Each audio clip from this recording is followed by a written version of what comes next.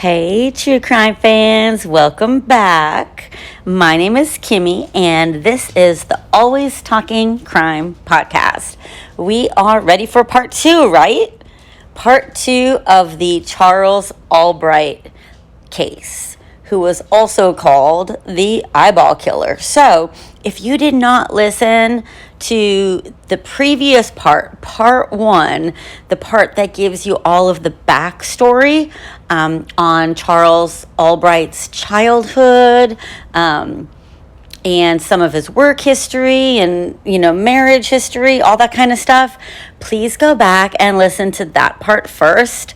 I ended the first part by talking to you guys about the very first victim, who is named Mary Pratt.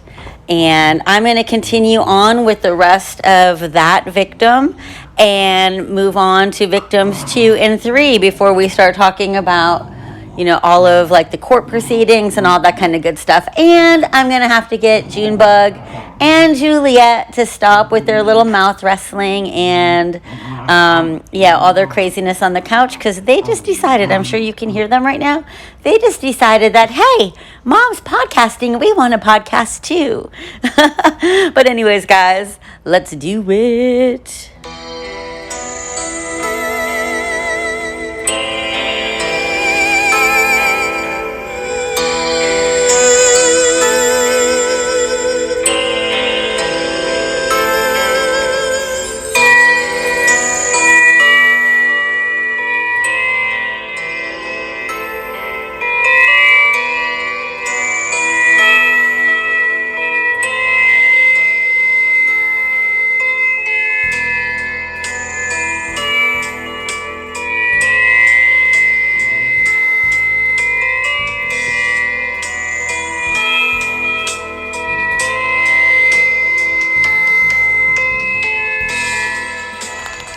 All right, you guys, Junebug, I don't know what it is about me sitting down and podcasting. They were quiet as could be, and then I started recording, and now they want to run around and be cray-cray, so hang on one second. All right, I am back. Thank you so much for letting me do that really quickly, because they were about to make a whole bunch of noise with probably every squeaky toy that they have in their little toy basket. So it's just so weird, though. For those of you who have kids, it's kind of like when your kids are all super well behaved, and then you have company over, or you take them out somewhere in public, and then people say, "Oh, your kid's so cute," and then your kid is like, "Oh, they think I'm cute." So now I have to show off and, do all these crazy things just to get more attention. Well, my dogs are kind of the same way. So anyway, so now I can go ahead and finish up this whole story for you. I left off with the murder of Mary Pratt, who was a sex worker. And I'm going to continue on with that, okay? Mary Pratt's case file, was handed to John Westphalen, who was a short, ruddy-faced homicide detective at the Dallas Police Department. With his thick East Texas accent and a wad of, this is gross, red man chewing tobacco permanently packed in his cheek. Ugh, I can just imagine what his fucking breath fucking smelled like, My first ex-husband, and I say first because, well, there's only 2, but I almost feel like the first 2 husbands are for practice. My first ex-husband used to chew tobacco all the time, only he did not chew red man tobacco. His favorite was Copenhagen, and it was the most disgusting thing ever. And he would always spit into cans and bottles, or if he got a soda from a fast food restaurant, he could spit right down the straw, and it was just super dirty, nasty habit. And so anyways, I went off on a little tangent there, but let's just say, like, the description of this cop, John Westphalen, does not sound very attractive.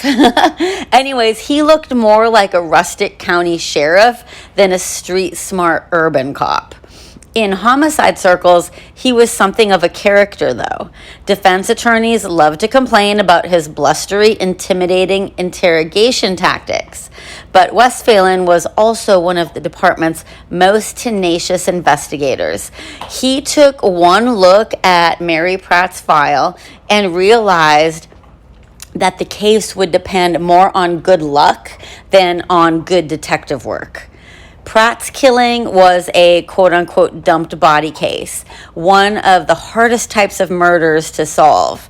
She had obviously been killed in one location and then dumped at another location. There were no witnesses to either the killing or the dumping. There was no murder weapon. There was little forensic evidence, no fingerprints, and no apparent motive either. Considering the kind of felonious characters who every single night swung by the Star Motel, Mary Pratt literally could have been shot by just about anyone. Accompanied by his partner, homicide detective Stan McNear, Westphalen drove to the Dallas County Medical Examiner's office to watch the autopsy of Mary Pratt. Now, guys, this is like where it gets like really good, like not good in a good way, but very good as far as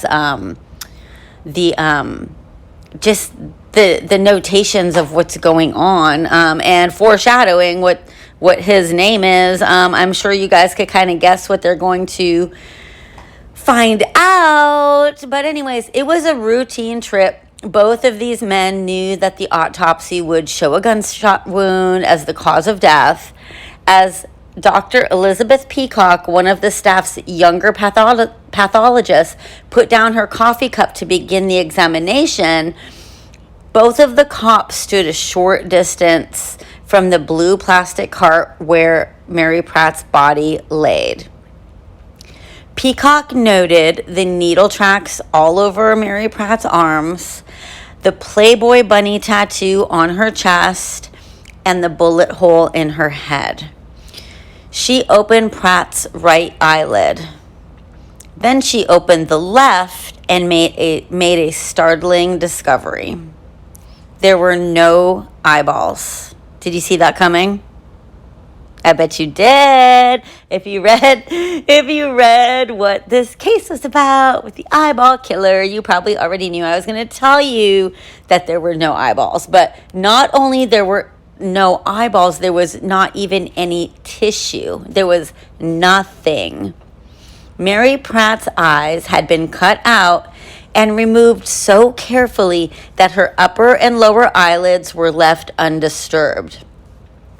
Peacock was dumbfounded. This was not an operation that was taught in medical school.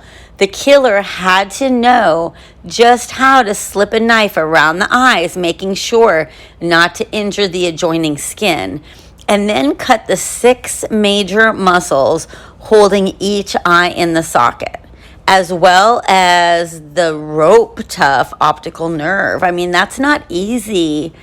It's not easy to cut through that. With the eyelids shut, it was impossible to tell that the eyeballs were even missing.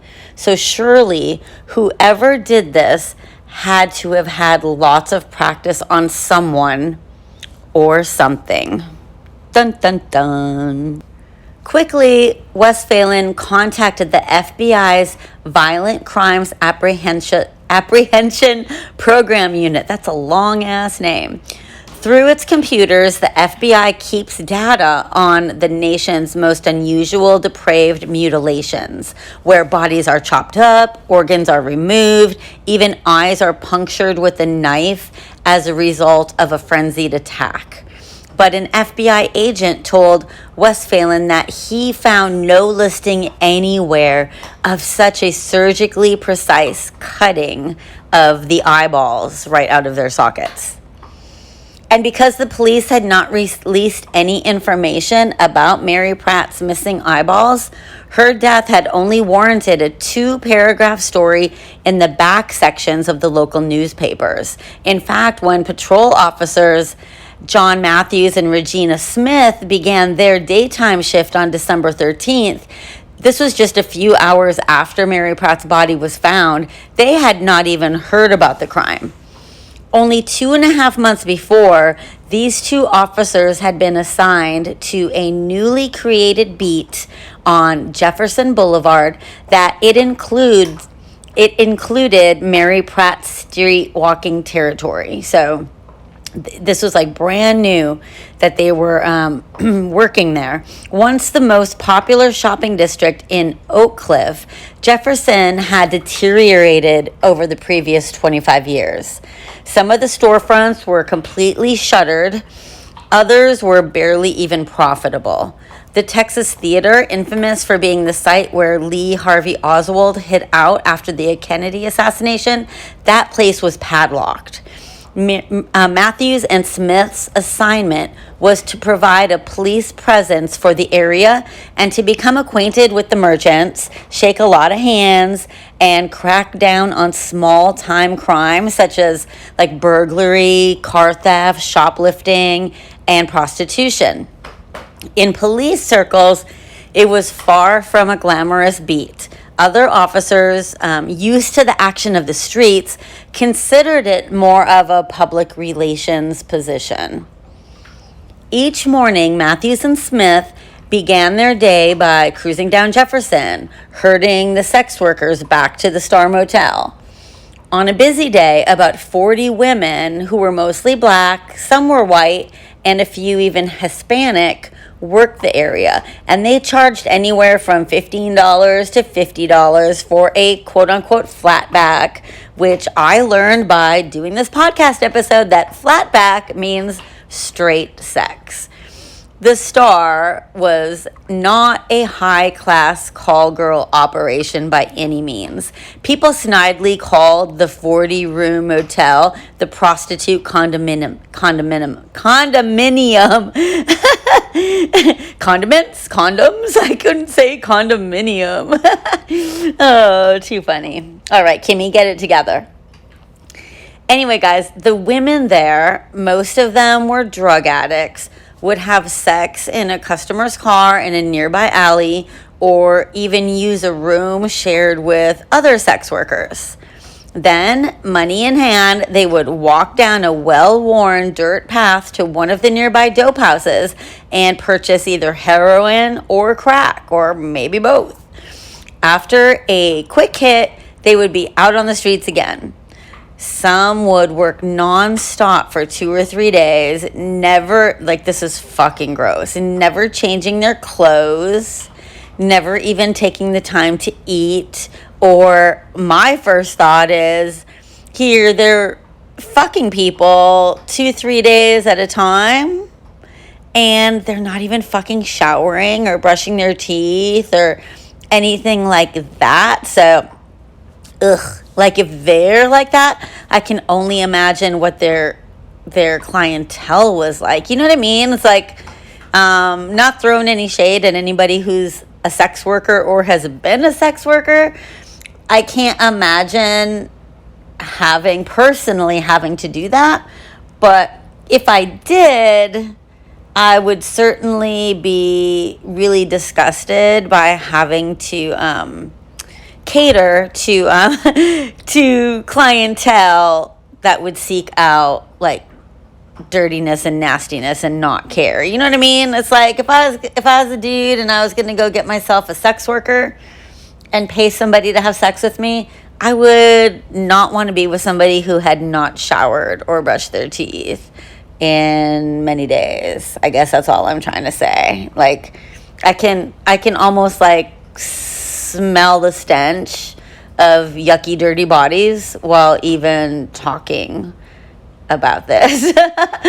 But anyways, they would do this until they finally crashed back at the hotel or at their sugar daddy's house. Such a dreary scene did not faze Matthews, who was a no-nonsense 28-year-old. Little on the streets did faze him. As the son of a patrol officer in New York State, he had grown up with cops and robber stories, his whole childhood. He had been with the Dallas Police Department since he was 21 years old when he went to work patrolling Harry Hines Boulevard, which was one of the city's high crime and prostitution areas. On the other hand, when 31-year-old Regina Smith decided to become a police officer, she had never even fired a gun. She had never seen a dead body. She had never even been in a fight of any kind. She was a former supermarket cashier, a graduate of a 2-year fashion merchandising college, and the single mother of a 6-year-old child. Nonetheless, inspired by a newspaper story about the need for more black female police officers, she entered the Dallas Police Academy in 1988. You go, girl. That's so awesome. You know what? Little side note here. You listening, you can do anything that you want. All you have to do is set your mind to it. There's nothing that you can't do. So anytime you start to feel inferior, you just need to stop and say, fuck that. I can do anything that I want to do if, I work really hard and I don't give up on my dreams and I just keep striving to be the best person that I can be. Because I truly believe that it takes a lot of hard work. Sometimes it's luck, but sometimes it's just being consistent and not giving up and, being as nice and kind and courteous to other people in this world, because what you put out comes back to you. So, if you support other people and, you're kind to people, I believe that, anybody can have anything that they want, really. And honestly, more than anything, it's consistency. Nobody becomes super successful overnight. But anyways, I am super excited that Regina Smith,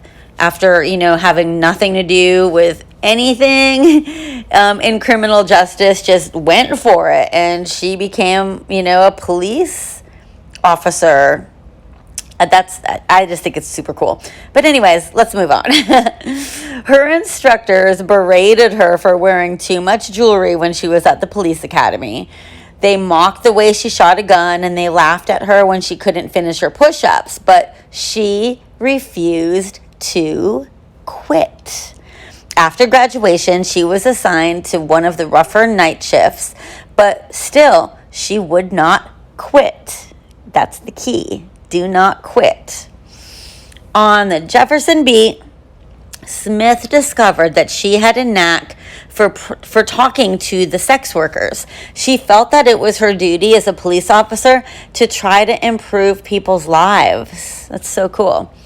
On this particular morning, Smith was not surprised to see Veronica Rodriguez, who was they call her a brazen, charcoal-eyed sex worker who would try to flag down her tricks even when she knew the cops were watching her. Rodriguez was just barely 26 years old and had lived a miserable life. She had been arrested for prostitution numerous times, once when she was 9 months pregnant. That's so sad. Although that baby was stillborn, she was the mother of at least one child, a baby born on a raggedy bed in a nasty motel down the road from the Star. As Matthews pulled the squad car along Rodriguez, Smith rolled down her window to talk to her, and she noticed that Rodriguez had a nasty gash across her forehead and what looked like a thin knife cut across the front of her neck. When Smith asked her what had happened, Rodriguez reported that she had been almost killed. Rodriguez told the officers that on the previous night, she had been picked up by a truck, she was driven a long way south to a field, and raped. The man, who she reported being Caucasian, tried to kill her, but she managed to escape and she ran towards a house. The man at the house just happened to be someone she knew, and he also just happened to know the man who was trying to kill her. So the two cops, Matthews and Smith, gave each other a look. Rodriguez was a notorious liar. No doubt she had been in some kind of fight, but in the middle of nowhere, she ran into the house of someone she knew. This was probably another one of her little pity stories, which she often told the cops so that they would feel sorry for her and just leave her alone. But 2 days later, on an afternoon drive past the Star Motel, Matthews and Smith, they saw Rodriguez again. She was sitting with a balding, middle-aged white man in the cab of an 18-wheeler. While Matthews went to one side of the truck to get Rodriguez and escort her to the squad car, Smith went to the other side to speak to the man.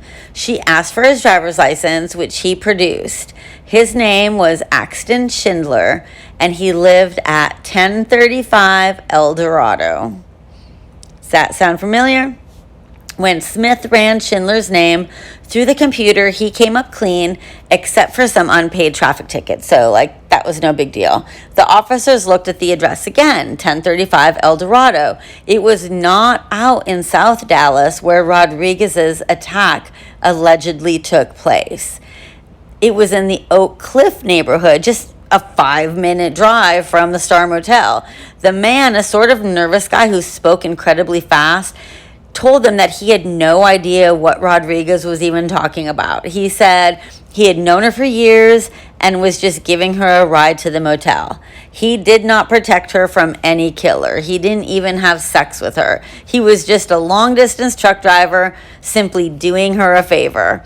Rodriguez, the officers decided, was they just figured that she was lying again, and they carted her to jail for prostitution, and then they hauled Schindler in for his unpaid tickets, which is kind of douchey. They could have just let the dude go, Come to think of it, I think I have an unpaid parking ticket downtown. Oh, well, I just kind of ignore it. It didn't happen, right? Okay, I just thought of that now. It's whatever happened to that ticket? I think I got it last summer. I just kind of crumpled it up and probably threw it away when I was cleaning up my car or something. But anyway, moving on. The second victim was found on a Sunday morning on the same South Dallas road where Mary Pratt was dumped. Like Pratt, she was mostly naked. And also like Pratt, she was a sex worker. Her name was Susan Peterson, and she was 27 years old. She had been shot in the head, chest, and the stomach. Her eyelids were closed. Because her body was discovered on the other end of the road, just outside the city limits, the jurisdiction for the case fell to the Dallas County Sheriff's Department. So, a detective named Larry Oliver, who had not even heard about the Pratt killing, was called to the scene. Eerily, the same exact scenario unfolded. Oliver accompanied the body to the autopsy room, where a pathologist began the standard external examination. That pathologist opened one eyelid, then the other, and motioned for Oliver to come closer to the table. And he could not believe what he was seeing. The dead woman's eyes had been expertly cut out. When the pathologist mentioned that the Dallas Police Department had had a similar case just 2 months previous, Oliver started to do some checking. And within 24 hours, he traveled to the police department's homicide offices to talk to John Westphalen. Soon there were meetings with sergeants and lieutenants and with the chief in charge of homicide. While police officials deliberately avoided the phrase serial killings to describe what was happening, Westphalen kept referring to the killer as, quote-unquote, a repeater. Everyone knew in the room what they were hunting for. They were looking for a twisted, brilliant murderer, someone who dropped bodies on quiet residential streets where they were certain that the bodies would be found the next morning. At that point, a contingent of detectives favored keeping a lid on the story. Like, I don't like this. Like, I understand why they're going to do this, but I still don't like it nonetheless, okay? So they decided to keep a lid on the whole story and not let it get out to the press, you know, because the media is going to, like, tell everybody, and they didn't want the killer to get nervous and start picking up women from other areas. So basically, they decided to use the sex workers around the Star Motel as fucking guinea pigs, which is not cool, but I don't know. Like, they were wrong in doing that, okay? But the homicide supervisors eventually decided that the police department had a greater obligation to warn the community that it might be in danger.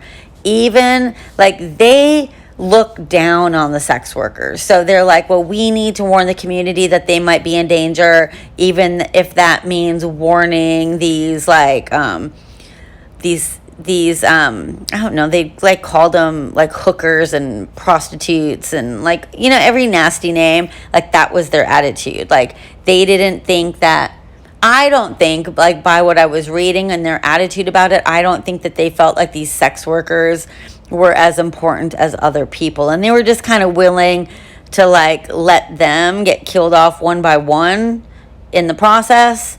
But whatever. So they decided to publicize the case eventually, and you know, more than likely because they were hoping that it might bring in some more leads. But anyway, as flyers were posted around the Star Motel asking the sex workers to stay off the streets, detectives met with the press to discuss the two killings. Although there wasn't any information that was officially divulged about the missing eyes, word quickly leaked to reporters that the women's faces had been strangely mutilated. To the police department's dismay, a media frenzy ensued. The prostitute murders, that's what they were called, sent the city's imagination into overdrive, and calls came in from reporters and news teams all over the country. As John Matthews and Regina Smith sat in their squad car reading the front page newspaper stories about the sex workers' deaths, they too were shaken. These were women from their beat, women that they were supposed to protect. Like, they took an oath to protect and serve. They knew Susan Peterson. They thought that she was the most beautiful white sex worker in Oak Cliff. Although her 5 years on the street had taken their toll on her. I guess she had once had like an alluring smile. It had started to turn hard, and her body had started, she started to gain weight, and, she was aging and she wasn't taking care of herself, probably like from all the drugs and obviously not eating right or anything. But she was still able to put on her brown go-go boots and denim miniskirt and pick up 10 to 12 tricks a night. So she was a fearless sex worker. She threatened any other prostitute who tried to work too close to her corner. She even cursed Matthews and Smith when they tried to move her off Jefferson Boulevard. Like a good pickpocket, she was an expert at clipping a trick, which meant stealing money from his billfold while he was having sex with her. So, I don't know, whatever. Stealing, but that's pretty crazy if you can be like fucking somebody and like taking money out of their wallet at the same time. If the killer could get Peterson, they figured, then he would be able to get any of the women. They soon came to the realization that the killer knew every single corner of the sex worker district. all the alleys and all the streets. He was able to pick up Peterson and vanish literally within seconds. So he must also have been one of her regular customers, they figured. Otherwise, she would have never let her guard down, and they knew that. Certainly, she would have not allowed him to shoot her 3 times. She would have pulled out a razor and fought back. This time when Matthews and Smith pulled up to the Star Motel, the sex workers didn't keep their distance. They poured out of their rooms surrounding the squad car and began to pass on their own personal lists of suspects.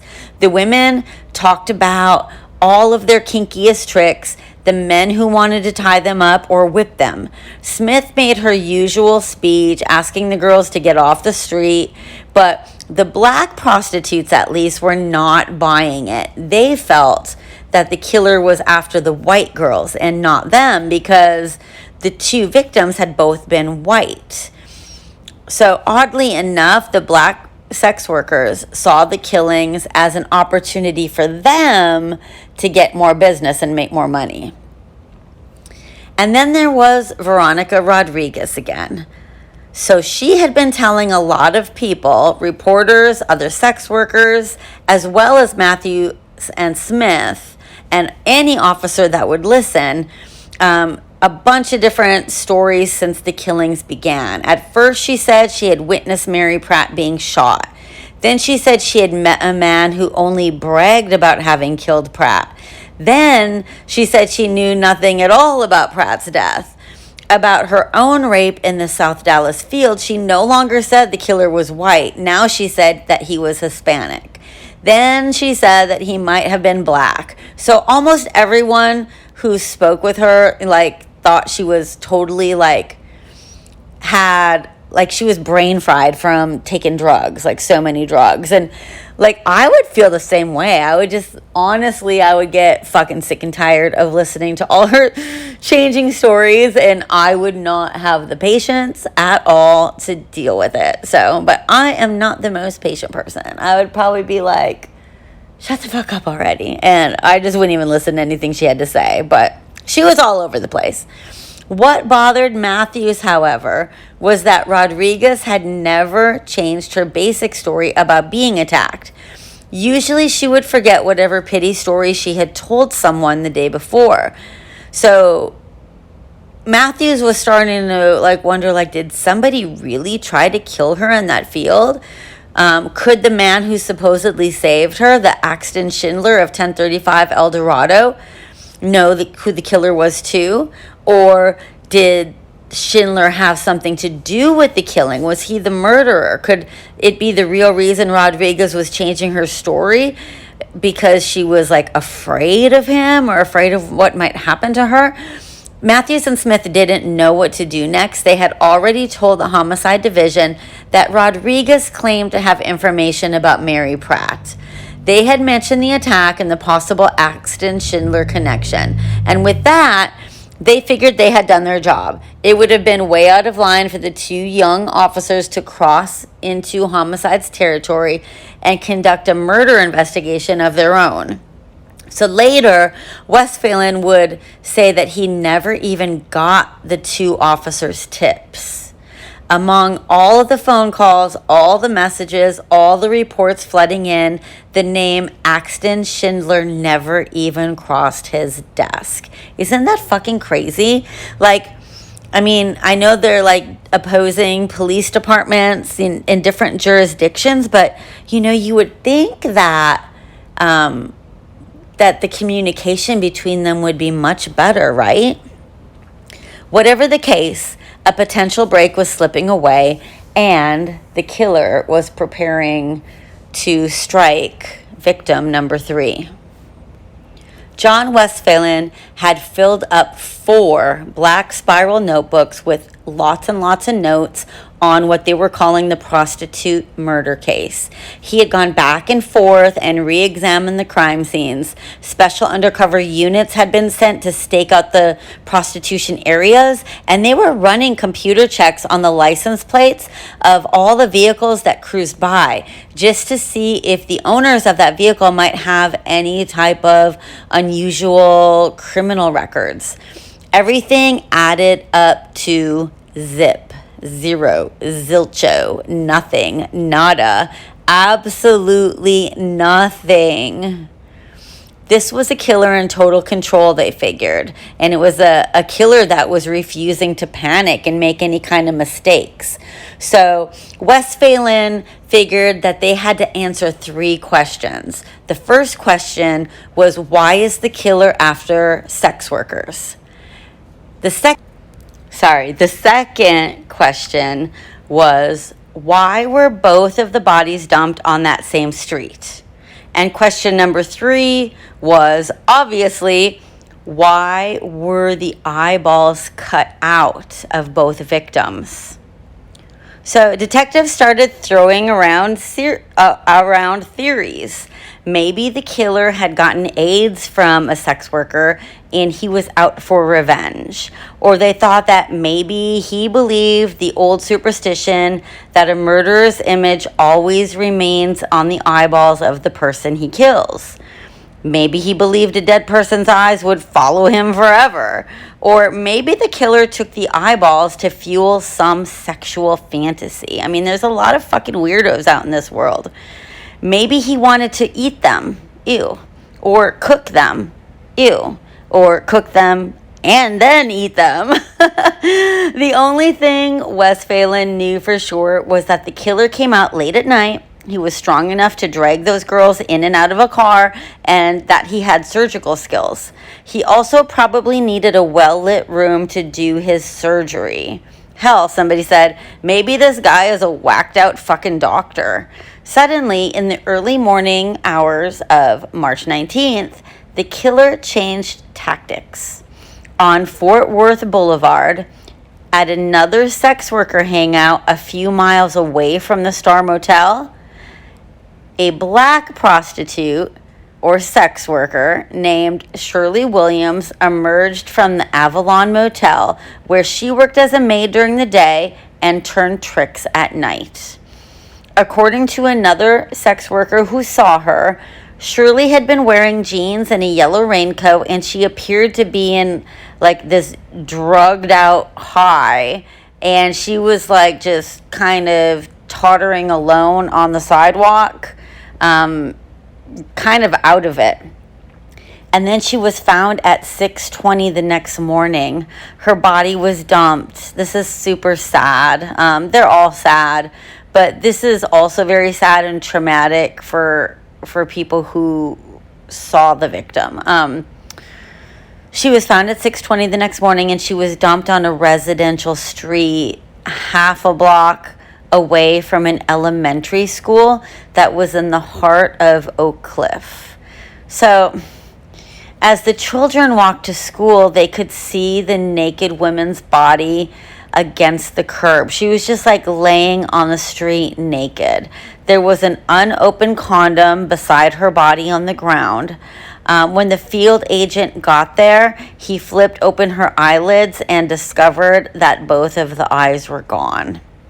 I mean, it's super sad for the victim, but then the other victims are the kids, like kids walking to school. Like, I can't imagine any of my children when they were in school having to happen across something like that, you know? It's devastating. It just really, really is. An autopsy on Shirley's body would show that the surgery this time had been like done in a hurry. The broken tip of an X-Acto blade was found embedded in the skin near her right eye. But there was still no witnesses, there was no murder weapon, there weren't not any fingerprints at all.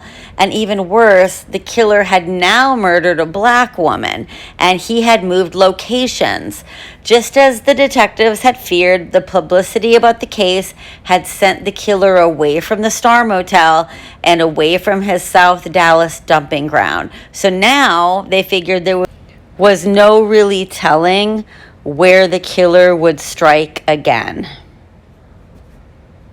Once the word of Shirley Williams' killing spread, the Star Motel literally turned into a ghost town. Some of the sex workers, both black and white, told officers John Matthews and Regina Smith that they were leaving Dallas. Others said that they were getting out of the business entirely. And a few women, they were so desperate for drug money that they couldn't leave. So they all moved together to a street corner that was next to the home of a man who promised to serve as their lookout and bodyguard, which is so sad and scary to think that, I mean, they probably figured that there was safety in numbers by them staying together, but they were literally entrusting someone to look after them and protect them, and they didn't know who the killer was, So that had to have been like super scary. I can't imagine being in that position of not being able to leave and just being so desperate for drug money. It's just sad. While cruising the area, Matthews and Smith spied a black sex worker named Brenda White. Brenda was a 17-year-old veteran of the neighborhood. Brenda tended to work alone on a street corner in front of a church, well away from any of the other sex workers. The officers decided to stop and make sure that Brenda knew about the murders. Brenda told them that she had just had to mace a man who had jumped her the other night. She went on to tell them that just a few days before, a trick had picked her up in a dark station wagon after pulling up alongside her, and she decided to get into the car. He had been a husky-looking white man with salt and pepper hair. She said he was wearing cowboy boots and blue jeans. Now, she always liked to take her tricks, customers, clientele, whatever you want to call them, back to her hotel just for safety reasons. And then he told her no, that he had a spot that they could use. But as a way to protect herself, Brenda never allowed someone new to take her anywhere else. So this was a huge red flag for her. So she just said, drop me off immediately. We're not doing this. And apparently there was a sudden and abrupt change to his face. Just to the look on his face. I guess he just became super angry, instantly, and started yelling, "I hate whores. I'm going to kill all you motherfucking whores." And before he had a chance to grab her, Brenda was lucky enough to have gotten out of the vehicle after macing him right in the fucking face. So she jumped out. She said she was sad because she broke the heel of one of her favorite red leather pumps, but fuck, she got away, which is amazing because she could have been victim number 4. For the rest of the day, Matthews and Smith could not shake Brenda's story from their minds. They kept flipping through all of their notebooks, throwing ideas around. They were trying to think about everything that all of the sex workers had told them since the first victim had shown up. They kept returning to what Veronica Rodriguez had been rambling on and on about. With the story about being raped and all that kind of stuff. The next morning, as they were checking in for work at their police substation, they decided to run a computer check on that Axton Schindler guy. And because county government computers contain much more information about citizens than the city computers do, they drove to the Dallas County Constable's office near Jefferson Boulevard. It was there that a deputy constable on duty agreed to help them out. So they were all seated around the terminal and they typed in Schindler's address, which, as we all know, it was 1035 El Dorado. The name Fred Albright popped up as the owner of the property. And they were like, Fred Albright, who the fuck is that? And why does it not list Axton Schindler's name as the owner of the property? So they punched in another code. It turned out that this Fred Albright also owned property on a street called Cotton Valley, which was in the very neighborhood in South Dallas where the first 2 sex workers' bodies were found. but the computer reported that Fred Albright was dead. So they were like super confused. They just stared at the screen. So the only clue that they had in this case led them to a dead man.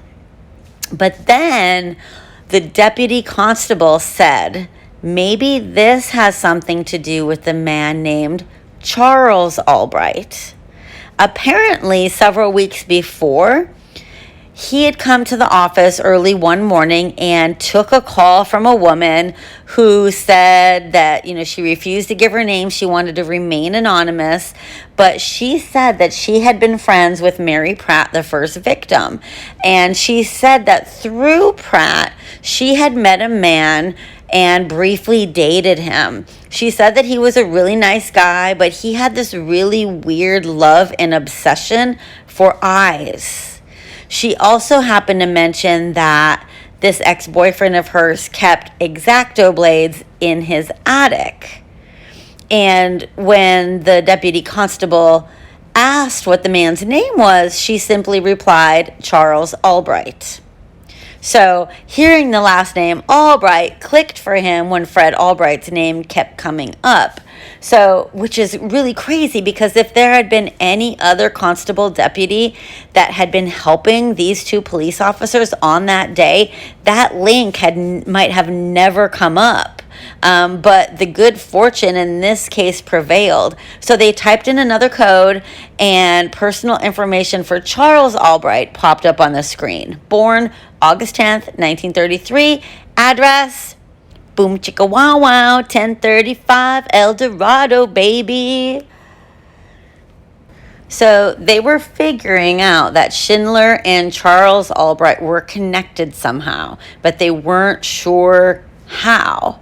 So they rushed to the county's identification division and asked to see Charles Albright's criminal record. So they discovered the string of thefts, burglaries, and forgeries, and also the charge of sexual intercourse with the child. The clerk then pulled out a mugshot of Charles Albright, a photo of a rather handsome, well-built man with grayish hair, angular features, and deep-set dark eyes, just like the man Brenda White had described to them. In this picture, Charlie was frowning. His face was perplexed, as if he had been surprised to have even been caught and having his mugshot taken. And oh my gosh, like the clerk was wondering why the hell Regina Smith was so excited, but she's just like, honey, I think we've got the killer. So, they had to bring this to the homicide department.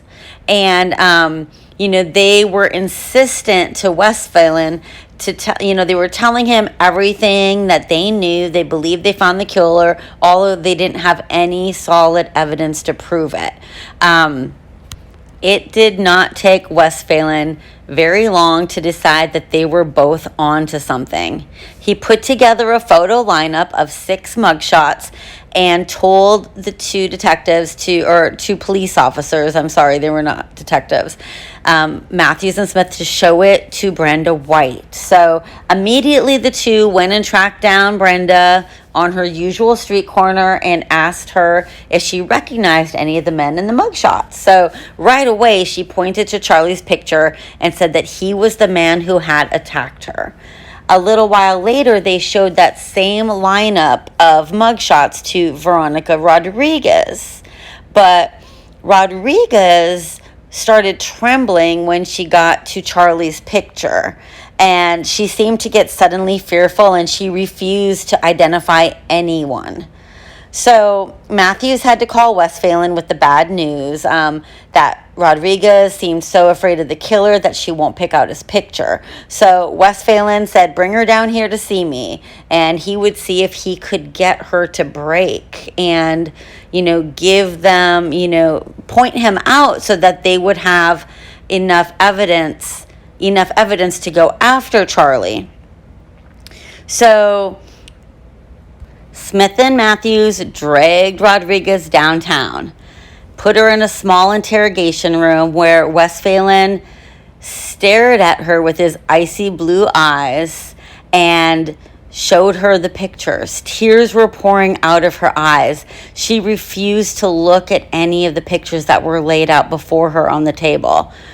So Westphalen took a different tactic. He told Rodriguez about the 3 girls, about how they were brutally killed, and about how the police could not get the killer off the streets without her help. This is so easy, he told her. Pick out the picture of the guy who assaulted you, and we will get him and put him in jail where he cannot hurt you. So after hearing that, Rodriguez slowly looked over the mugshots. She suddenly reached for Charlie's photo, turned it over, and signed her name on the back of it. At 2:30 in the morning on March 22nd, a team of tactical officers burst through the front door of 1035 El Dorado. Despite the home's shabby exterior, the treasures of Charlie Albright's eclectic life decorated room after room of the house. One cabinet was filled with exotic champagne glasses. Another held delicate, expensive figurines. On one wall were Life magazine covers and valuable Marilyn Monroe movie posters. As Charles Albright was handcuffed and led away, he never said a word. But stumbling out of bed in her nightgown, Dixie Austin looked at Charles and then back at the police. Unable to even imagine what the man she loved could have possibly done, she began to scream.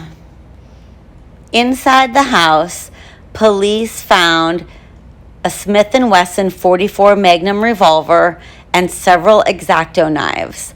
They also found a red condom, which was weird because that's the color condom that was next to Shirley Williams' body at her crime scene. But Dixie was past menopause, so there was no need for them to be using condoms. Like, if they're married and in a monogamous relationship, there's absolutely no need, you know? So that was weird to be found there. There were some books about serial killers, which isn't weird because, like, if somebody wanted to judge me based on how much I read about serial killers, yeah, they'd be wanting to put me away for murder too, even though I haven't done anything. I'm innocent, I say. But then there were also like Nazi literature in the house, and there were several dolls in the house whose eyes had been removed.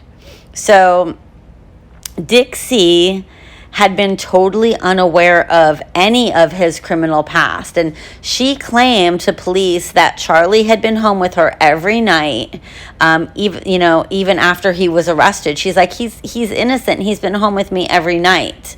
Unfortunately, though, the gun found in his house turned out not to be a match to the one the eyeball killer used while killing Mary Pratt and Shirley Williams. Nor did the investigators find any bloody clothing in the house, although they did find some socks and underwear soaking in bleach, which is pretty suspect. In addition, Dixie provided garage receipts proving that their car had not even been available during the first 2 murders. But, there's always a but. On blankets and inside of his vacuum cleaner, they found hair and fibers that could link him to the murders. Inside the vacuum, there were hairs that were consistent with those of Shirley Williams. And although there weren't enough hairs to perform a complete DNA analysis with the technology available at the time. So, technology has come a long way, baby, thankfully. But when samples of Charlie's own hair were taken, they were matched to the hair found on Williams' body, though the sample couldn't be used to link him to it uniquely. Charlie was charged with 3 eyeball killer murders, as well as an unsolved 1988 murder of a sex worker named Rhonda Bowie, who was stabbed to death. although her eyes hadn't been removed like those of the previous victims. So that part is really weird to me because it was unsolved. So I realized that they wanted to like solve the case, close the case, all that kind of stuff. But, you know, for one thing, she was stabbed to death and her eyes hadn't been removed. So I don't even understand why they thought that Charlie Albright would have been the murderer on that one, you know? That didn't make sense to me. But anyways, Charlie's trial began on December 13th of 1991, which was about 9 months after he was arrested. As it went on, the prosecution's case began falling apart, like just totally, you know, fell to pieces. The yellow raincoat that Shirley Williams had been wearing when she was killed had been thrown away from the evidence. Like, how does that even fucking happen? Although the jury had seen it. The sex worker who earlier had claimed that Charlie had attacked her withdrew her story, claiming she had been coerced by the police to make it up. So that must have been Brenda White. So she totally backtracked and, you know, claimed that, you know, the cops had coerced her into making up the story. Charlie's neighbor also supported the claim that his car had not even been available to him. So the case became necessary to rely heavily on all of the hair evidence in the vacuum cleaner, and this linked him to the 3 murders. Although the same evidence also linked him to the murder of Rhonda Bowie, he was cleared of it since he had an alibi for that. Ultimately, Charles Albright was convicted of killing Shirley Williams and was sentenced to life in prison. His defense tried to appeal, citing a lack of evidence, but it was overruled. He was held at the Texas Department of Corrections in Amarillo, and according to official sources, still had a fascination with the human eye and took great interest in all news stories in which eyes had been cut out or gouged out. Whether or not he actually was the real eyeball killer and was responsible for all 3 of the murders, or even for the one of which he was convicted, some people say is uncertain. Albright died in prison in 2020 at the age of 87 years old. So, I know that some people aren't sure that he's the real eyeball killer, but I was listening to an interview with one of the police detectives or investigators or whatever you want to call them. I want to say it was Westphalen, John Westphalen. I don't know if I'm saying his name right, but I believe that's who the interview was with. He did make a really good statement when I was listening, and it makes perfect sense. Like, it doesn't matter if some people think that Charles Albright was not the actual murderer. The thing is that as soon as Charles was arrested and convicted, there was not another murder. There was not another murder of a sex worker or anybody else with their eyes missing. Sure, other people had been murdered, but it was not the same method of operation. So I feel that they arrested and convicted the correct person. And it's really too bad that he did not get convicted for all 3 of the murders, because obviously they're connected. Obviously they were done by the same person. And I feel that if technology at that time would be where it is today, that they would have, you know, had a lot more evidence and be able to like say, yes, he's connected to all 3. But I have no doubt in my mind or in my heart that, you know, Charles Albright was not the killer. So he's absolutely guilty, and he's dead now anyways. So it doesn't even matter. But, you know, to all the families of these women, to think there's probably, you know, children surviving, because the one, you know, had been a mother. I don't know about the rest of them, but just the people involved, any of the family that was still surviving of any of the victims. I mean, sex worker or not, that doesn't make them less of a human being. And, it's the whole thing about drugs is super sad. The type of lifestyles that, people end up having to live, the things that people are willing to do just to get their hands on more drugs, just to get that next hit, that next high. That's all they really care about. And it's really sad, and I really feel for anybody that is so down and out and strung out on drugs and just I don't know, it's a super sad situation. So keep them in your thoughts and prayers today. I mean, I can't imagine how horrific of lives they had to have been living, and I'm sure like they were scared all the time. And it's actually interesting because today, before I did this podcast episode, I had to drive down to another car dealership to pick up a bird dog check. And a bird dog check is a check that you get from another dealership if you send one of your customers down to them. So apparently, like back at the end of like March or early April, I could not get somebody into a car at my dealership, like for whatever reason. The finance company was not approving them.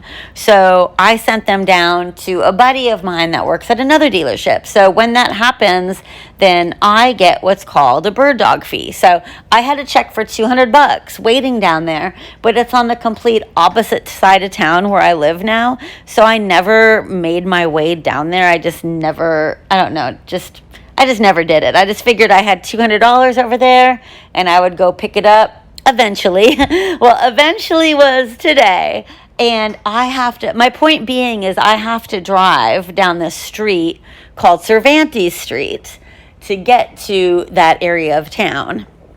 And Cervantes Street is where a lot of our sex workers, put in their work hours.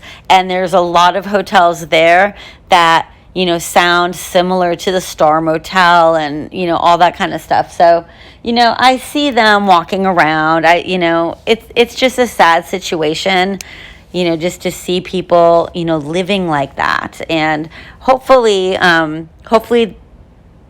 all will be safe and all will, get some help and, maybe like live a different type of life. And I just really feel for people that are in that predicament. So anyways, I just thought it was sad that people weren't taking everything super seriously just because the victims were sex workers. So and then it just kind of pissed me off too when they were willing just to like try to keep everything hush hush in the department and just fucking put these sex workers' lives on the line and, keep everything a secret. Like, that was not right. So I'm glad they did come out with all the information before too long. So, so that the police department had some kind of dignity and, not just be fucking assholes. So I have a love-hate relationship with police officers and law enforcement. I have some wild stories I could tell you. So, but whatever. All in all, I do support police. I do support law enforcement. They don't have an easy job. They are not paid enough. I do believe that. I do know this. My second ex-husband number 2, he was a police officer in the Navy, and he was actually a dog handler and kennel master. So that was kind of cool just to see things from, that point of view. But yeah, I mean, police officers, investigators, detectives, they're all human just like the rest of us, so they make mistakes. And I 5,000% believe that them keeping that secret for a while was a huge, ginormous mistake. But it sounds like there weren't any more victims because of it, they came out with the information first. But anyways, I'm just rambling on and on and on. I do want to let you guys know that Friday is the 10th of June, and that means, y'all, if you are a patron, if you go to patreon.com/alwaystalkingcrime, you are going to be able to get some bonus content from me this month, and as long as you remain a patron. So on the 10th of every month, I upload some bonus content onto that site. And then on the 25th of the month, I upload a second piece of bonus content. So last month was the first month we did this, and there are 2 bonus episodes on the Patreon right now. This Friday there will be a third. So go over to that site, check out the tiers, see if you're wanting some bonus content.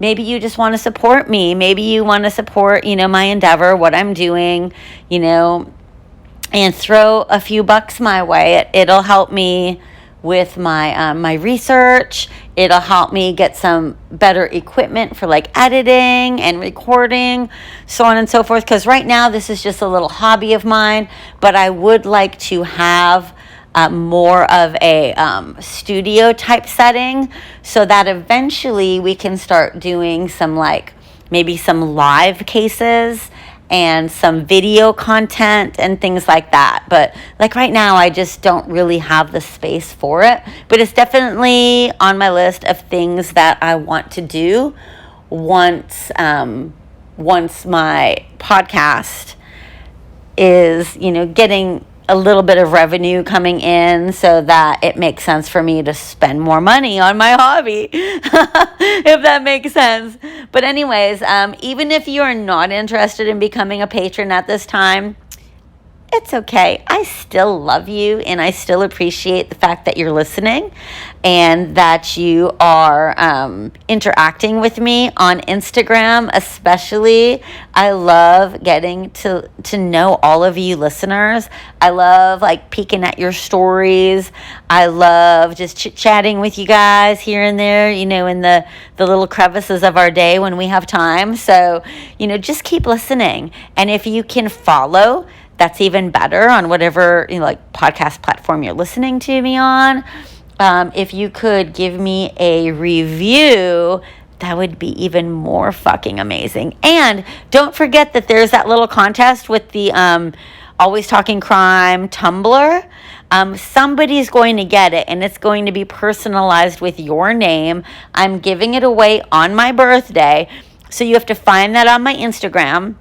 And it's really, really easy. All you have to do is follow the Always Talking Crime podcast on Instagram, and then you follow me on my personal account. You tag 2 of your true crime loving friends on the post, and you share it to your story. It's super, super easy. Once you do those things, you're going to get put into the drawing to win that tumbler on my birthday, which is June 26th. And I'm super excited about my birthday. I love every birthday. I don't care if I'm 80 years old or 90 years old or however old I am. I don't care. I will always, always, always, always love my birthday. I don't know. I'm just one of those people that are like, it's my birthday, bitch. All right. But anyways, I'm going to let you guys go. I don't even know what episode, what case I'm going to talk about for sure on Friday's patron only episode. So I'm still doing some research. I'm going to be recording it on Thursday, so I know I have to get my ducks in a row. And then I also have to figure out what case I'm going to talk about on next Sunday's regular episode, the episode that's for everybody. So if you guys have any ideas, and then the Sunday after that is Father's Day. So if you guys have any requests, any ideas on a case that you think would be fucking amazing, then you need to message me, jump into my DMs, or slide into those DMs in Instagram, or just send me an email. My email address is alwaystalkingcrimepodcast@gmail.com. All right, so Thanks again for listening. Mwah, mwah, mwah. I love you guys. And until next time, keep talking crime.